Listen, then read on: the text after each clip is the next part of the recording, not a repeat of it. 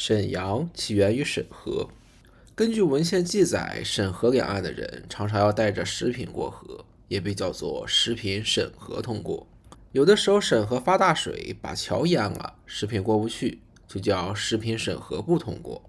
因为古代河北为阳，所以北面的城市就叫做沈阳，而南面的城市比较小，就叫做小沈阳。作为当代抽象文化之都，沈阳这座城市可谓是人才辈出，流量密集。由于视频素材都是22年底拍的，有些错误的历史记忆也已经成为了历史的一部分。例如说，沈阳故宫是我东北行中唯一一个要求查看我健康码和行程码的旅游景点。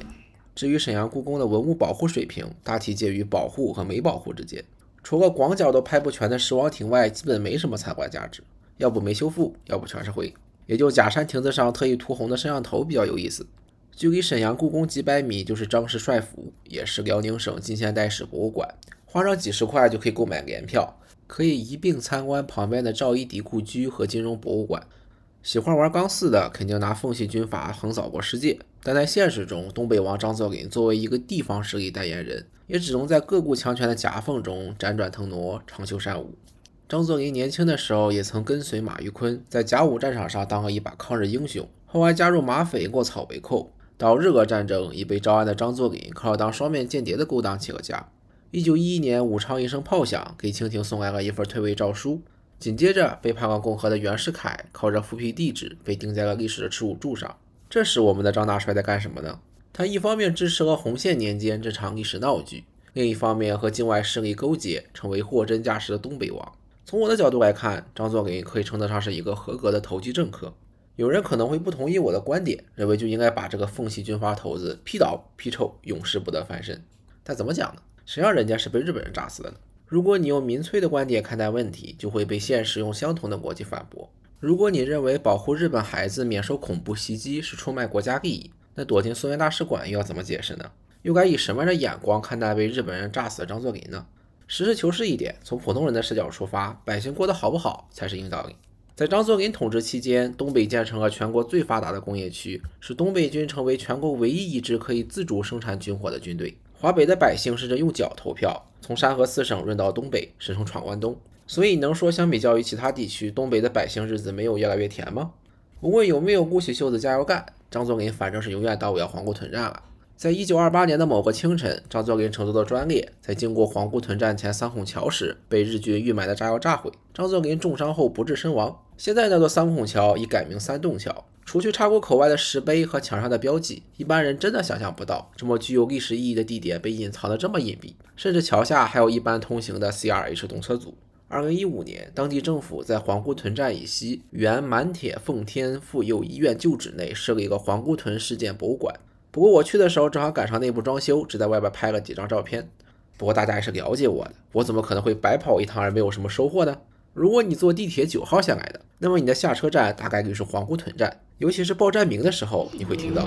皇姑屯站到了。2022年1月19日，沈阳地铁推出印有张作霖头像的大帅币硬币型交通卡。大帅币这个名字的谐音梗我就不说了，重点是这是一张交通卡，印着张作霖头像的交通卡。如果没有因后续油温炸锅而取消，那么大家就可以带着大帅币坐地铁到皇姑屯站。大帅币交通卡高瞻远瞩，高屋建瓴，带给我们乘上新时代的高速列车，为铁路事业的发展指明了方向，取得了举世瞩目前所未有的成就。皇姑屯事件后，奉系2代目大统领张学良选择与国民革命军停战，降下北洋政府的五色旗，换上国民政府出境要打马赛克旗，通电全国宣布接受南京国民政府的统治，史称东北一支。但在仅仅3年之后，以918事件为序幕，14年抗战开始了。918事变，日本称满洲事变，也可以叫柳条湖事变。918历史纪念馆就建在事发地，旁边就是仍在运行的京哈铁路沈哈段，作为完全可以与纳粹德国的国会纵火案相提并论的重要历史事件。现在的柳条湖早已从当年的地广人稀变成车水马龙。918纪念馆就坐落在街道和铁路拐角的狭长地带，此处原为北大营所在地，柳条湖铁路被炸后日军进攻的第一个对象。918历史博物馆广场上，人们用巨石刻成的日历将时间定格在1931年的9月18日。走过3代目题写的馆名进入本馆，馆内基本按照时间顺序梳理了从918到东京审判的史料。对于东北而言，无论到底是蒋介石还是张学良下令不抵抗，9·18之后的东北只剩下了一个名为满洲国的日本傀儡。后来这二位在这个问题上也进行了友好交流，共同举办了西安华清池第1届水翼登山大赛。心胸宽广的日本前首相安倍晋三，他的外公岸信介就曾担任伪满洲国的总务厅次长。时任坂田总裁松冈洋右是岸信介叔叔之七舅。关于安倍家族这一段龌龊事，可以点击传送门回顾一下以前的视频。实话说，看这里面一桩桩一件件的展品，真给人一种真实到恐怖的历史感。从当时的伪满洲国简报集，到被苏联暴风轰入后的列宁著作，乃至于溥仪在新中国接受改造时穿的囚服，历史就是这样，无论风云怎么变幻，他就在那里静静地看着，就像中山广场上那座雕像一样，永远迎着朝阳。当沈阳再次被叫做沈阳，已经是抗日战争结束的时候了。1945年日本投降前，历经张氏父子和日本人建设，沈阳大型工业发展已经具有相当的规模，发展为重要的工业基地，对整个辽宁及中国具有相当的战略意义。抗日战争结束后，主要工业装备都被苏联作为战利品拆卸后运回国，沈阳的工业基本上失去了生产能力。新中国成立后，沈阳被列为第一个5年计划的重点城市，工业得到快速发展，以铁西区为中心，建成中国最重要的机械装备基地。改开后，春风吹拂下的东北，伴随着电视机里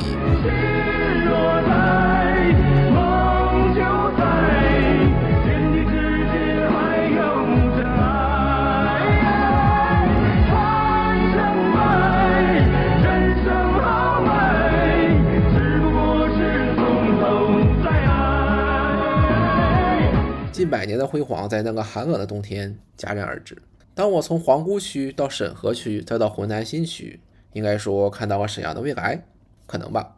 如果忽视掉中央公园附近大片未开发或者超高空置率的房地产与商场，再忘却盛京银行与恒大说不清道不明的关系，我很乐意为沈阳说几句明天会更好的官话。崭新但已经废弃的核酸检测亭，恒爱纵区略显破旧的浑南有轨电车，就像宏伟壮观的中国工业博物馆一样，给这座城市竖起了一座座历史纪念碑。当有些人已经在民族主义的道路上走向原教旨极端派，在我看来，这一座座历史纪念碑更像是这座城市的坟墓。距离张氏帅府博物馆不远的地方，有一所奉天省官立东关模范丙等小学。就是在这里，12岁的周恩来喊出了那句“为中华之崛起而读书”。不要把自己的历史当作耻辱，因为我们是那场战争的胜利者，而不是要被绞死的失败者。有的时候，活下来就是一种胜利。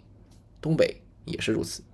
如果喜欢本期视频，不要忘了键3连加关注。如果不喜欢，先私信我提意见。你可以在 B 站、微博、微信、YouTube 搜索关注零人谈。最后的最后，这里是零人谈，我们下期再见。